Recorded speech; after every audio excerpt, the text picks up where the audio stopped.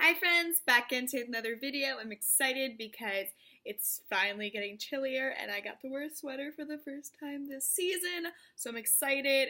It's probably going to be warmer like the rest of the week, but it's a start and I'm here for it. Fall is life. Okay, so back with movie review. I've had to skip around a bit because unfortunately I got a little behind and I was going to do Happy Time Murders, but that wasn't a good review and it's no longer playing in most theaters. And then I saw 2001 Space Odyssey in IMAX as like a special thing, so that's not really a current movie. And then I saw part of the Marvel Film Festival. So I think those can wait because those will stand test time. Those are rewatches. So I want to make sure the movies that are out now I'm talking about so I don't miss another one like Happy Time Murders, even though I think everyone got the general consensus that sucked considering it's out of movies after only 2 weeks. Okay, so today we are talking about Operation Finale. And I really hadn't heard of much of it. I am a huge Oscar Isaacs fan. I have loved everything he's been in. I think he is I would say he's one of my top five of this newer generation, of like the 2010s to now. Whereas well, he's not in the younger crowd because I love Timothy Chalamet with like Life, but as like newer actors out there, I think he is fantastic. So I've loved his work for years. So trying to think of what movie it was. I saw a trailer for this when watching something earlier in August, and I was like, "Ooh, new Oscar Isaac movie. Ooh, history. Ooh, interesting." I have found a love for history through the loveliness that is film, television, and theater. I was not a huge history person when I was growing up and doing school, and I was homeschooled, so I didn't seek it out or anything. It just wasn't for me. High school more, I liked it more, but still it wasn't jumping out at me. College, I did really find a love through history, and that was thanks to my English literature class, was a fantastic teacher, and that teacher also taught film history and made it so history and important events in what shaped us can be told through film. And that really changed a lot for me. Because we watched all sorts of movies from Raging Bull to Do the Right Thing to City of God and Taxi Driver. And it just really changed my perspective. And since then, I seek out movies that tell these events. I really didn't learn a lot about the Vietnam War until I saw Miss Saigon and other stuff like that has the history in it. So it's very important to me. So I saw the trailer for this, and it's talking about Adolf Eichmann, I'm going to pronounce that correctly, who was basically, it's known that 4 people, Hitler being the most notable, basically orchestrated the Holocaust.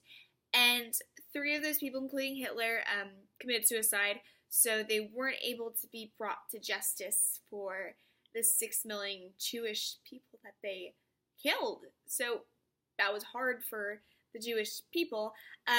But Adolf Eichmann, who basically was responsible for the transportation, like he put all the Jewish on trains to concentration camps. So he played a huge role in it. And he disappeared, and no one heard from him. So Israel CIA operatives had tried tracking him for years, thought they found him in 54, turns out wrong guy, still a Nazi, but they killed the wrong guy. And that was Oscar Isaac's character, so since then, like, they had a hard time trusting him. Finally, in 1960, this lovely young girl in Buenos Aires meets this boy, falls in love with him, finds out her dad overhears his last name is Eichmann, puts it together, lets authorities know because they're secretly Jewish. He didn't tell the daughter growing up, raised her as Catholic, basically so she didn't have to deal with prejudice. And turns out the Eichmann boy is very, very, very Nazi, doing the salute everything. At a meeting, she runs out terrified, so agrees. So the Israel enforcement are putting up a team to go to Buenos Aires to get Eichmann back. Eventually they get Oscar Isaac, his former love, Hannah, who is a doctor, so she can sedate him. And they have everyone go out there, whole thing. They have the girl go and like lure him out, make sure they can confirm an identity. It's a whole thing. Eventually they do kidnap him, but then they're stuck in Argentina for 10 days because it's their 150th anniversary of their independence, so they can't leave, and they can't even get on an airplane until they have Eichmann willingly sign over.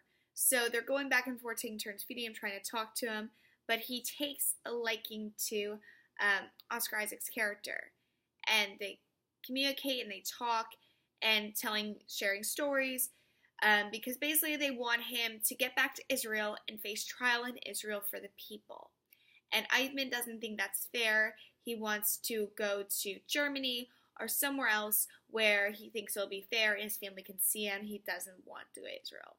So Oscar Isaac understands that, is trying to convince him anyway. The other people find out, aren't happy with Oscar Isaac, but eventually Oscar Isaac does get the signature and gets him to willingly go to Israel. At the same time, Eichmann's family, with the work of the son, figure out he's been kidnapped, are almost on the way to the safe house, but they escape just in time with 2 people left behind.